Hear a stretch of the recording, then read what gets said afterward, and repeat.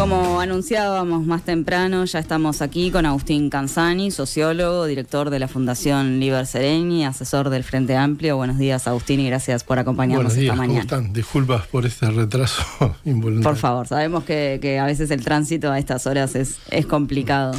Agustín, lo decíamos, queríamos comenzar contigo, si bien estuviste lógicamente analizando los resultados de las elecciones internas, hablar por lo más reciente, que es todo lo que ha acontecido con la intendencia de Artigas. ¿Cuál es tu lectura de este caso y en particular, ya pensando también en octubre y en estos análisis, cómo puede afectar esta situación de cara a las elecciones nacionales? Creo que sin duda va a perjudicar al Partido Nacional.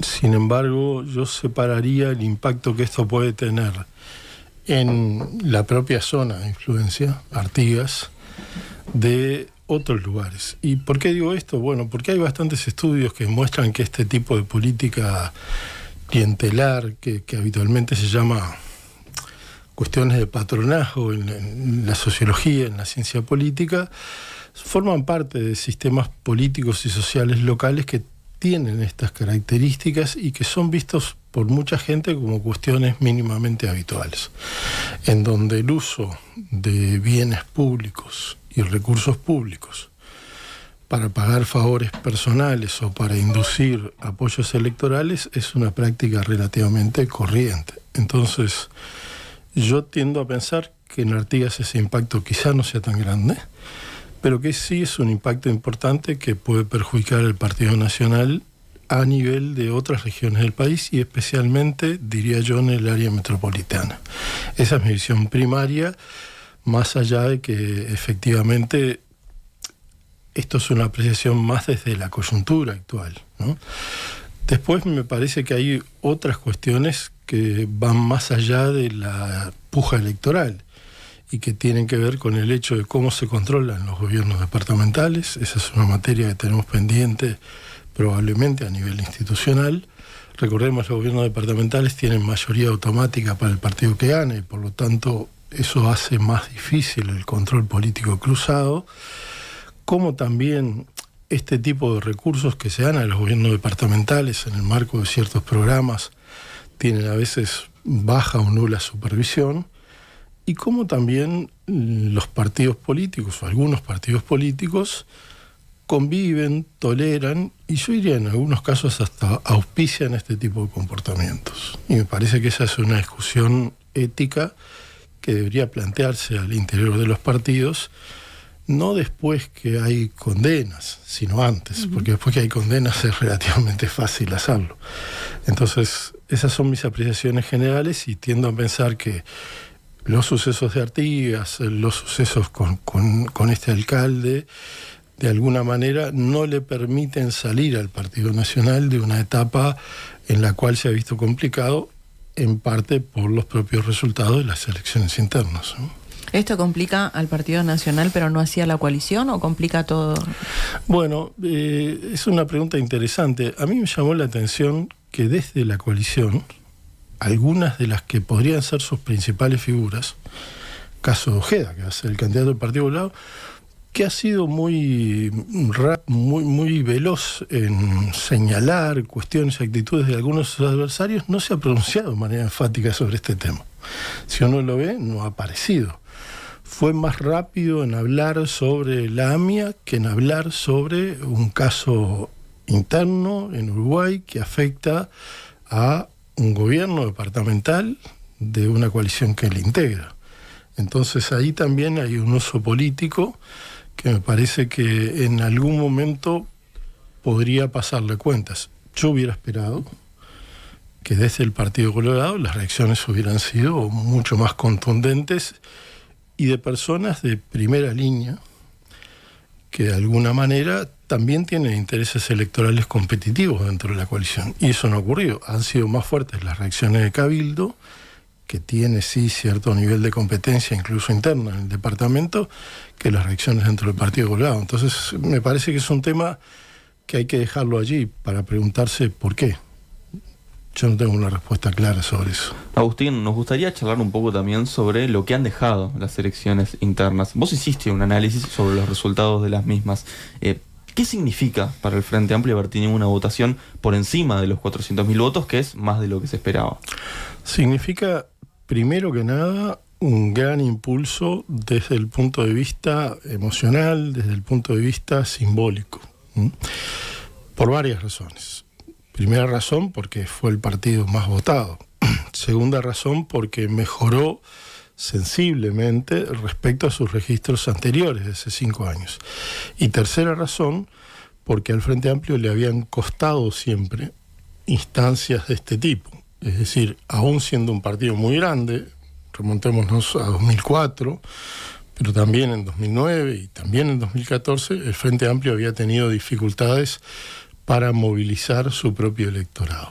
Y viniendo de una elección en donde tuvo un desempeño malo en términos comparativos, que fue la de 2019, logró crecer sustancialmente, logró hacerlo con mucha fuerza en algunas zonas, pero creciendo además en todos los departamentos del país, y si uno mira con detalle, prácticamente en todas las ciudades y pueblos del país. Y por lo tanto, lo que hace es poner al Frente Amplio en términos simbólicos y también en términos emotivos, que es un elemento importante en una campaña, en un punto de partida que es realmente muy favorable.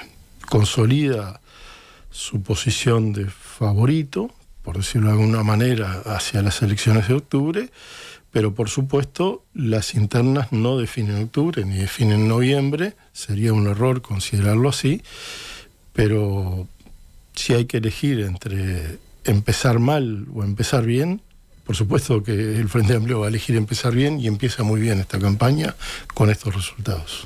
Y Agustín, ¿a qué le atribuís estos resultados?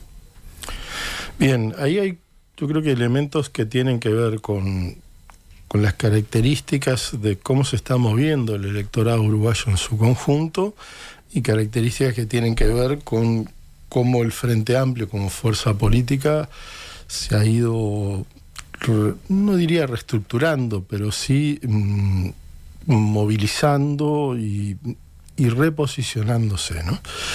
En términos del electorado en general, los estudios de opinión pública están mostrando que prácticamente desde lo que fue el referéndum por la LUC, el Frente Amplio comenzó un proceso de crecimiento en términos de apoyo electoral que reflejan todas las encuestas de opinión pública. Por lo tanto, parte de una base teórica de apoyo, por lo menos, que es mucho mayor de la que tenía 5 años atrás. En promedio, 8 o 10 puntos mayor de la que tuvo 5 años atrás, respecto al mismo momento del ciclo electoral. Entonces ahí hay una masa de votantes mayor. Pero esa masa de votantes mayor hay que lograr que vaya a votar en las elecciones internas. Bueno, había una competencia importante entre dos candidaturas fuertes, Yamandu Borsa y Carolina Cose, y eso sin duda pudo haber ayudado, pero también en otras instancias en donde hubo competencia fuerte. Por ejemplo, en 2009 el Frente Amplio no había tenido la misma capacidad de movilización. Y entonces uno puede mirar hacia factores internos.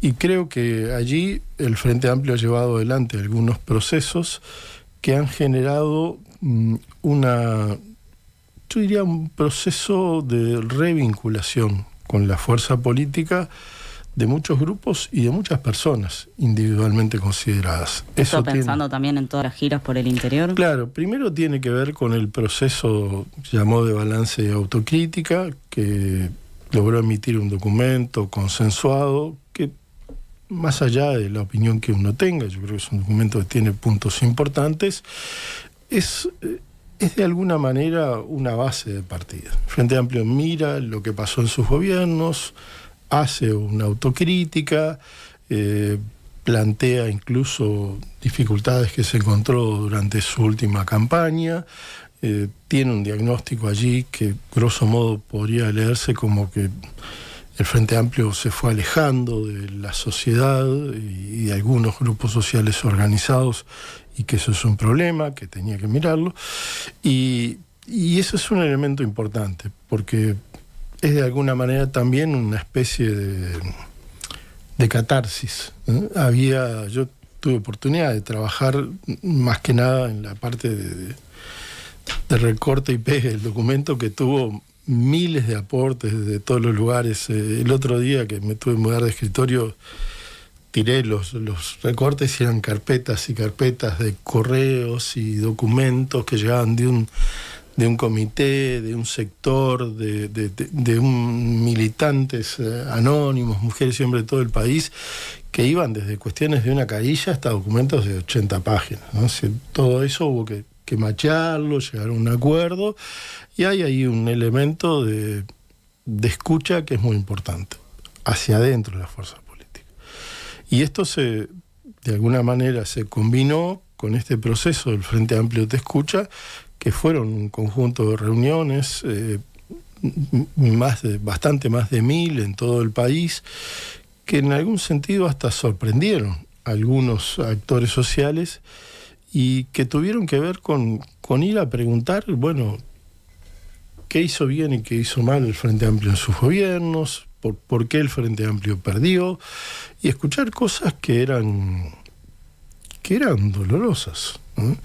Con mucha apertura y con actores de los más diversos, que incluso generaron en su momento algún debate adentro del Frente Amplio. Es decir, como ustedes se van a reunir con un solo Uruguay, le decían a Fernando Pereira, sí, o sea, queremos escuchar al Uruguay, ¿no? Y en eso está todo.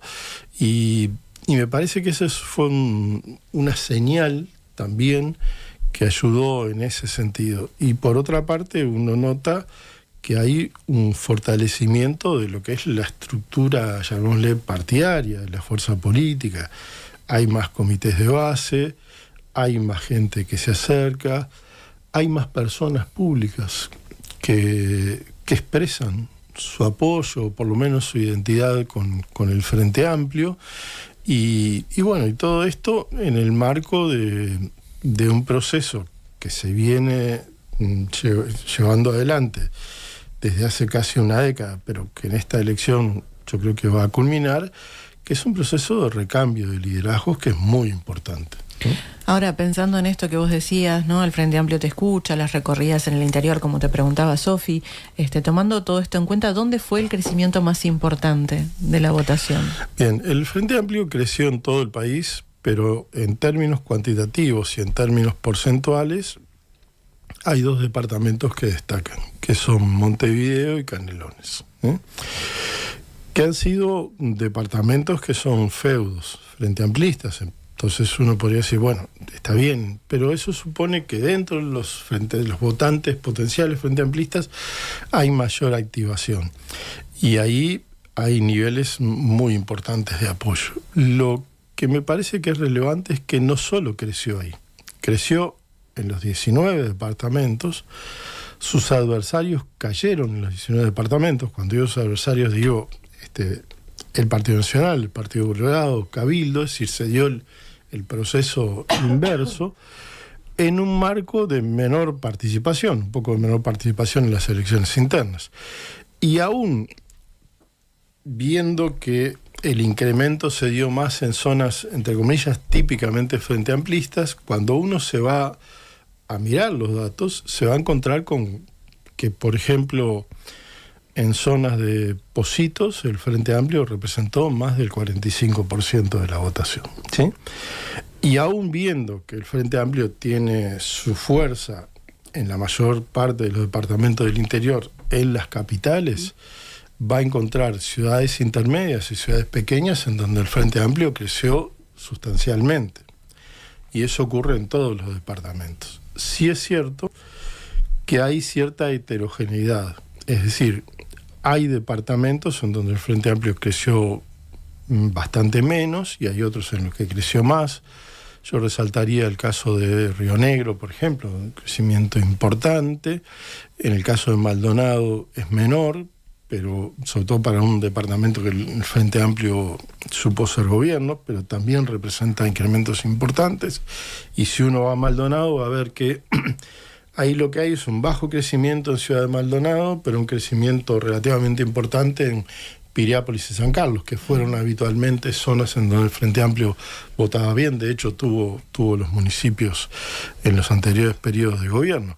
Entonces, ese peine fino que uno va haciendo muestra que hay recuperación en todos los lugares y en algunos lugares recuperación muy importante. De todas formas, me parece que está claro que lo que uno podría llamar el área metropolitana es el fuerte del Frente Amplio con mucha notoriedad, y que incluso hay determinados fenómenos que hay que empezar a mirar ya como una cuestión muy relevante. Canelones es uno de estos casos. Es decir, Canelones era un departamento que se consideraba el fiel de la balanza a nivel nacional. El dicho popular era: quien gana Canelones gana todo el país. Esto ya no pasó en la elección anterior, y no pasó porque hay razones, digámoslo así, sociológicas, no solo político-electorales, sino también sociológicas, que hacen que buena parte de la población de Canelones se comience a parecer más a la población de Montevideo que a la población del resto del interior. Y el Frente Amplio es fuerte en zonas donde crece mucho la población en Canelones.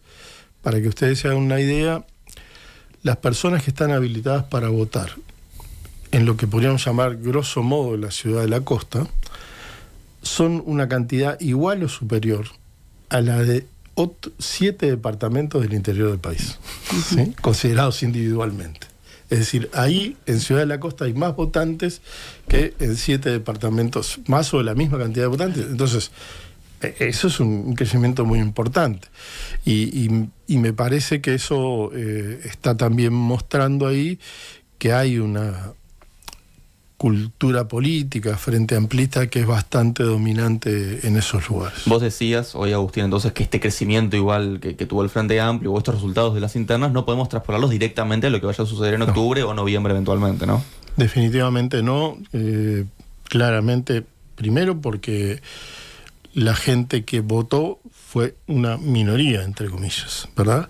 Segundo, porque si el Frente Amplio aspira a ganar, tendría que multiplicar por lo menos por 2,5, 3 su votación. Es decir, hay un montón de personas que no se expresaron. Pero de todas formas es un antecedente, y es un antecedente importante.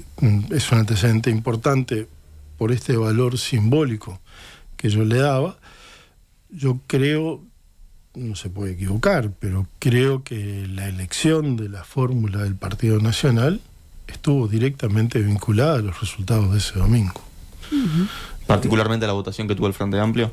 A la votación que tuvo el Frente Amplio y a la votación que tuvo el Partido Nacional.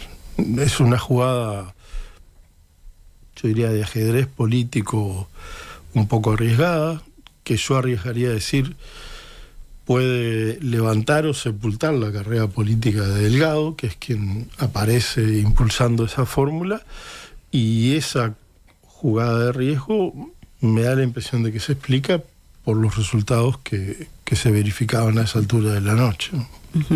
Si pensamos justamente, ¿no?, en lo que se viene de aquí en más y en esto de que no hay necesariamente que extrapolar de lo que pasa en las internas a octubre, ¿qué claves, qué estrategias fundamentales tendría que seguir el FA para asegurarse una victoria? Bueno, si uno mira esto con cierta perspectiva, más allá de lo que pueda pasar, porque siempre hay un reordenamiento post-internas. Voy a hacer me voy a ir para atrás para poner un ejemplo para mostrar esto. Fíjense que en las internas de junio de 2019, el Partido Nacional llegaba con intención de voto en todas las encuestas promedio de 32%. ¿Sí? 32%. Terminó teniendo 29%. Es decir, después de las internas del Partido Nacional cayó. ¿Por qué cayó? Porque surgieron dos fenómenos que afectaron de alguna manera al Partido Nacional. El primero fue el de Talvi y el segundo fue el surgimiento del Cabildo Abierto con Manini. Entonces, se dio como un cierto reordenamiento que creo que la calle lo manejó con habilidad, porque dijo, mientras yo sea el más grande de todo este paquete, no me preocupa. Pero en realidad, post-internas del Partido Nacional perdió apoyo, no ganó apoyo. En este caso, yo creo que el Frente Amplio está en niveles de partida que son distintos según los distintos estudios, pero que yo diría son por lo menos de un piso de un 43%. Pero a diferencia de procesos anteriores, hay grupos del electorado que son más lábiles. ¿Qué quiere decir? Que se pueden mover con más facilidad. Su piso, sin duda es la votación de la elección anterior, y probablemente su piso real esté unos puntos por arriba. Pero para ganar con cierta comodidad, el Frente Amplio necesita sumar 4 o 5 puntos, mantener el electorado que tiene y sumar 4 o 5 puntos. Y eso implica también convencer a personas que tienen una evaluación mixta del gobierno. Cuando digo mixta del gobierno, es que tienen una imagen no mala de la gestión del presidente, aunque sí mala de la gestión del gobierno en determinadas áreas, que no ven una crisis económica, pero que tampoco están satisfechas totalmente con la economía, ¿sí? Que en realidad no tienen temor a una victoria del Frente Amplio, pero están esperando mensajes diversos en temas que tienen que ver con la seguridad, con distintas versiones de la economía, que son los precios, que es el empleo, que es a veces lo que tiene que ver con la calidad de determinados servicios públicos, o el costo de determinados servicios públicos, con la salud, con las políticas sociales. Una apuesta más al centro, como se ha hecho en otros casos.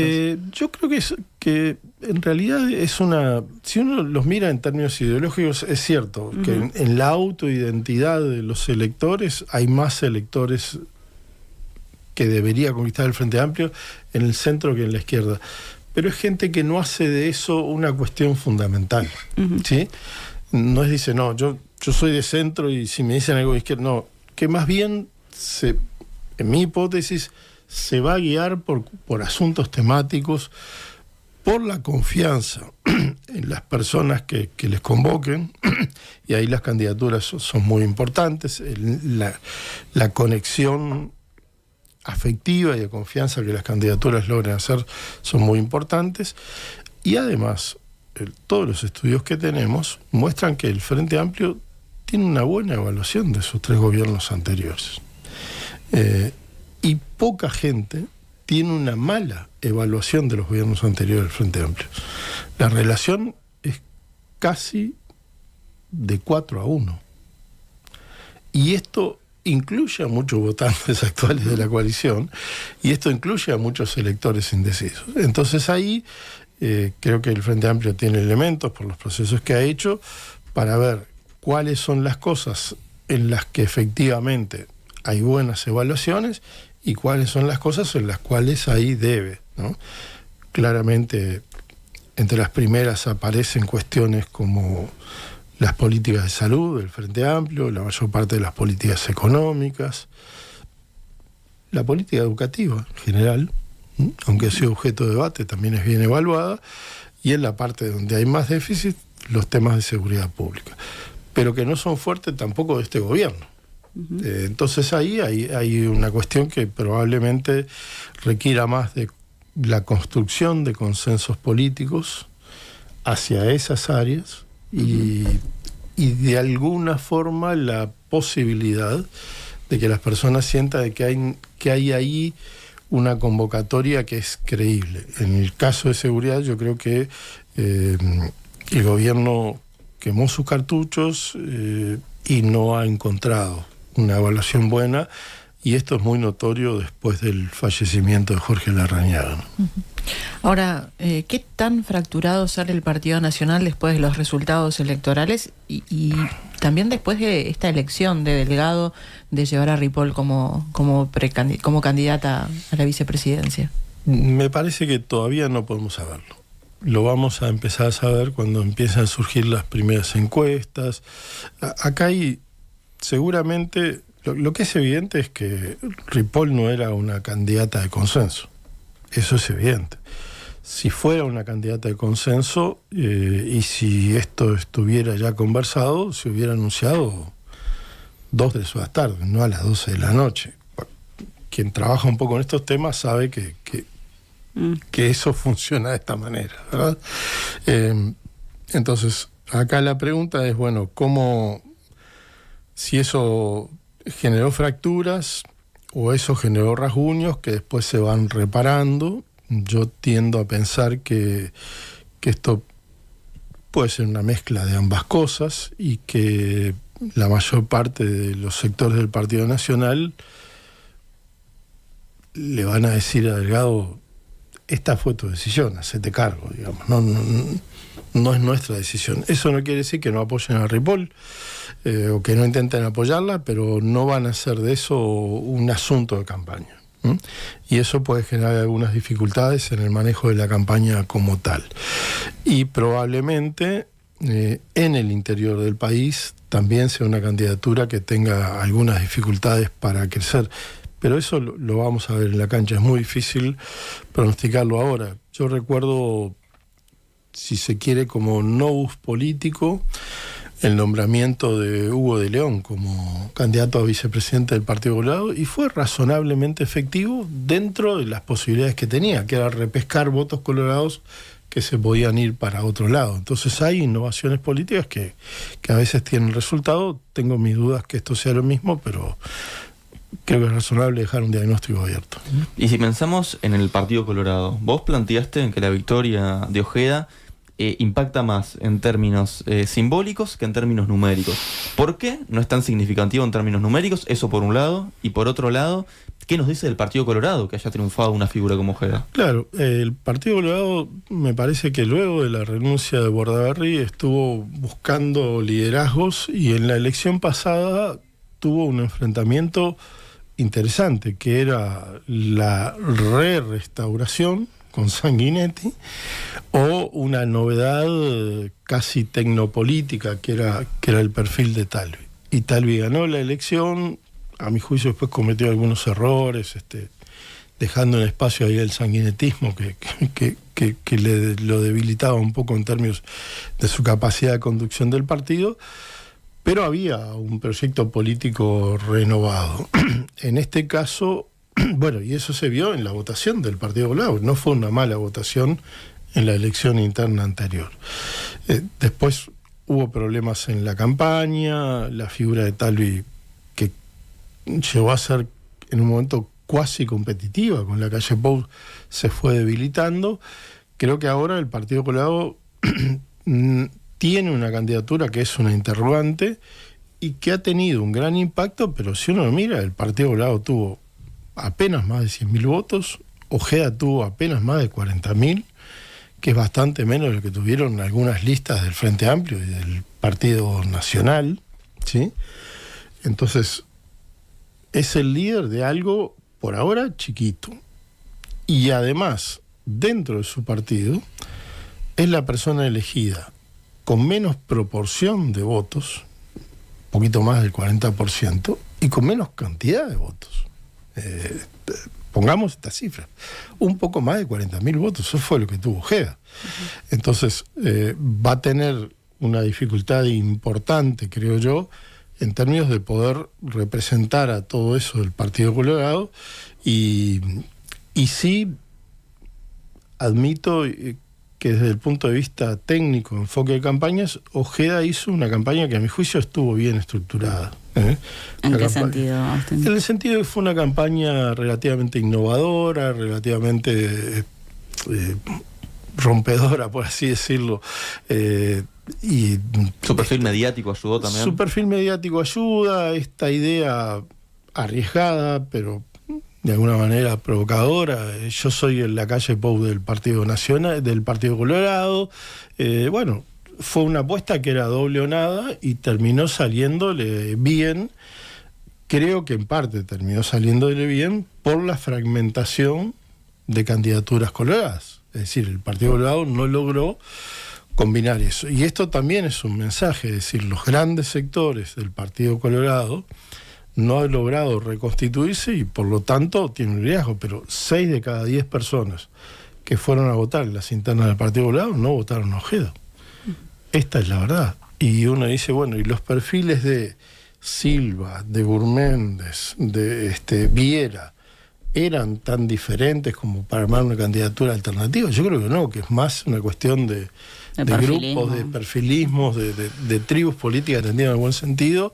Entonces, ahí hay todo un desafío. Y creo que la campaña de Ojeda va a seguir siendo una campaña que va a arriesgar. Ese es mi pronóstico aventurado. El punto es que si sigue arriesgando, criticando al Frente Amplio, yo no sé si eso tiene tanta rentabilidad electoral.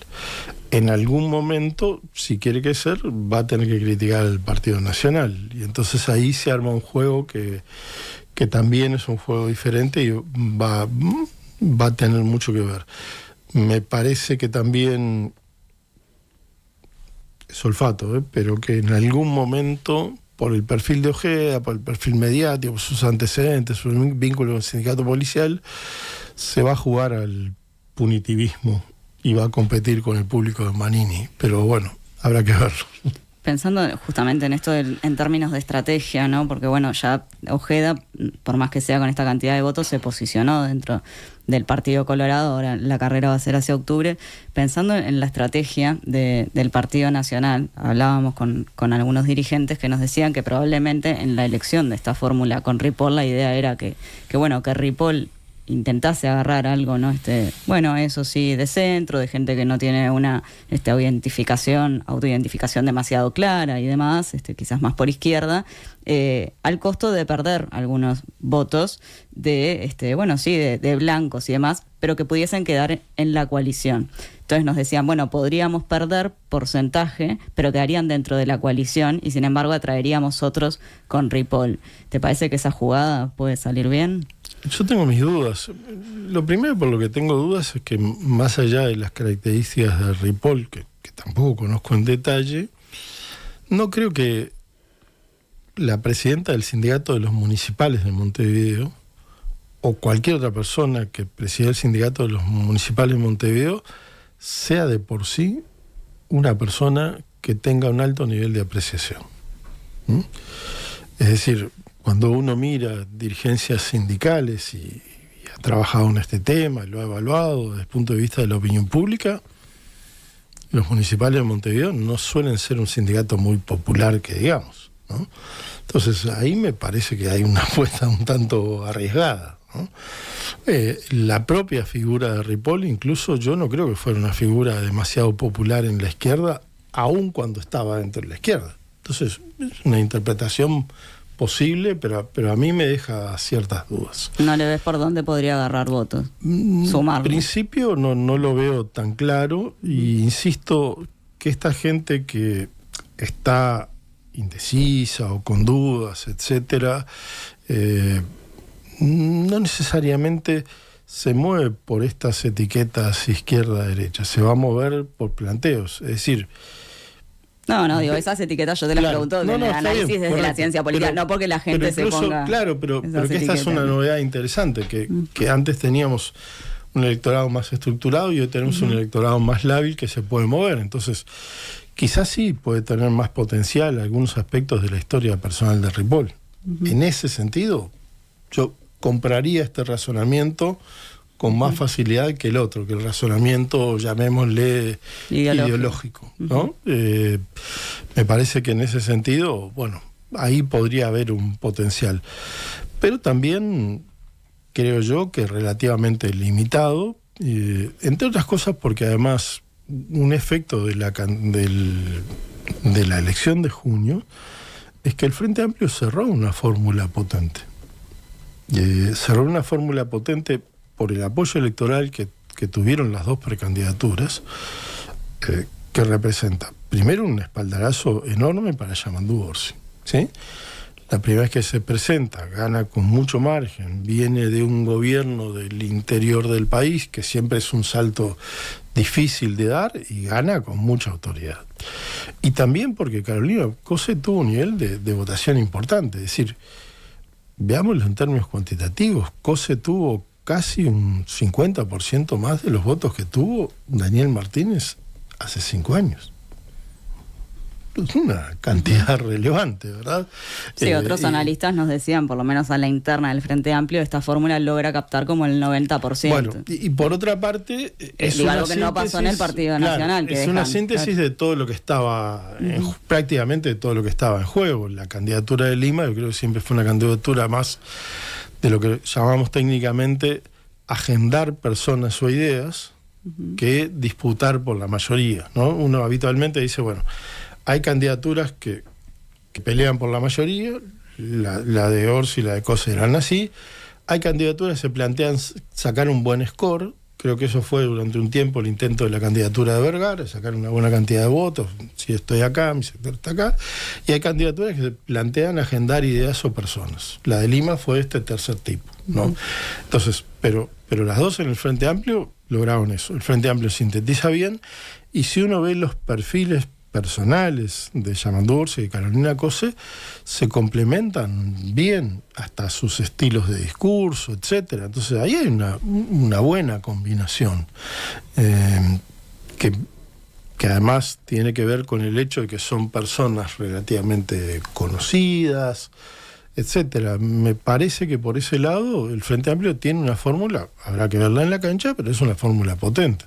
Entonces no encuentro, en el caso del Partido Nacional, que eso por ahora tenga la misma potencia. Habrá que verlo en la cancha. Y en el caso del Partido Colorado, menos. Es decir, la cuestión de Ojeda como candidato con la vice de Silva es muy hacia adentro del Partido Colorado. Luis Eduardo González, con el que trabajé mucho tiempo, el Eduardo González, decía a veces, esto es un refuerzo de pan con pan, yo creo que, pero no quiero despreciar, quiero decir, es como que no se diferencian los elementos, ¿verdad? No se diferencian demasiado en ese sentido, y bueno, es una apuesta más limitada. Habrá Igual que ver no qué ves pasa. diferencias entre Silva y Ojeda. Ve diferencias de estilo, pero los dos son, digamos, suma un Colorado que tampoco es en el sentido estricto un Colorado del riñón, por así decirlo.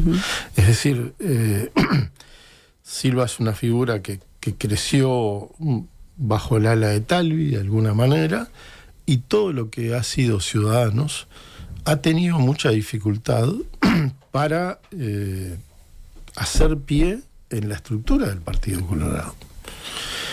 Cuando uno mira ahí las cuestiones de voto, da la impresión de que todavía hay grupos que son pequeños, pero que tienen peso en la estructura del Partido Colorado, ¿no? Por eso la candidatura de Tabaré Viera junta algunos votos. Por eso en Rivera es el departamento donde prácticamente el único departamento del país en donde prácticamente el Partido Colorado no cae.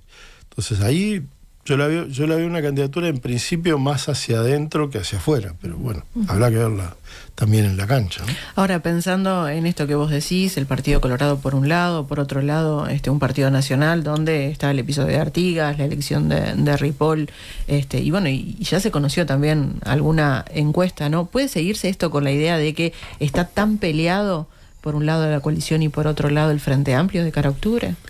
¿Peleado en qué sentido? Peleado en cuanto a una competencia reñida, coalición por un lado y Frente Amplio por otro. Yo creo que esta es una...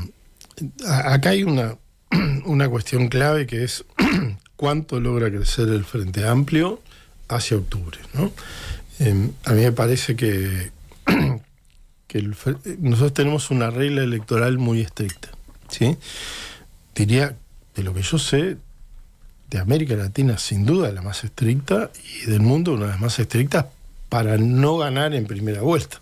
Es decir, lo que es, que tiene que ver también con el hecho de cómo se hizo la reforma. Detrás de la reforma del 96 estaba la idea, ¿cómo podemos evitar que el Frente Amplio gane las próximas elecciones? ¿Sí? Es decir, una elección que había quedado 32, 31, 30, ¿no? El Frente Amplio había sacado 30%. Las reformas al sistema electoral se venían discutiendo, pero se pone de acuerdo el establishment político cuando el Frente Amplio saca esa votación, ¿no? Y entonces lo que pone para ganar en primera vuelta es una regla durísima. Vos fíjate que vos podés tener mayoría en las dos cámaras, con cierta claridad, e igual tenés que ir a una primera vuelta. Es una cosa un poco absurda en algún sentido, ¿no? Sí, en América Latina pensar que los partidos logran el 50+1. Bueno, yo qué sé, tenés que irte a ejemplos históricos, yo qué sé, bueno, lo logró Chávez en las primeras elecciones, claro, pero digo, ahora Argentina era impensable, digo, Milei con un porcentaje no, por eso es realmente muy difícil. Entonces, ahí el gran tema es cuánto logra crecer el Frente Amplio. Y hay una frontera, porque tenemos partidos menores que siempre hay que contarlos en los votos, pero que no suelen contar para las bancas, eso se pierde en la asignación de bancas, y los partidos menores van a existir y yo creo que no van a bajar de 3-4% de los votos, entonces más los votos en blanco, más los votos anulados, con una votación del orden del 48%, es bastante razonable pensar que el Frente Amplio tiene mayoría parlamentaria. Entonces este es como un número, entre comillas, mágico que uno puede tener en la cabeza. Tuvo la mayoría parlamentaria ajustada con 47,8, 47,6, no recuerdo exactamente, pero cuando había menos fragmentación, es decir, había menos partidos chiquitos que también tenían votos. Y el sistema electoral que nosotros tenemos, la regla DONT, que es una regla de asignación de bancas, siempre favorece un poquito, cuando favorece, al partido mayoritario. Entonces, con niveles de ese tipo, es muy difícil que el Frente Amplio no logre una mayoría. Y ahí va a estar la competencia, ¿no? Que también en algún momento va a desatar una competencia interna en la coalición, porque este es un elemento que vale la pena tener en cuenta.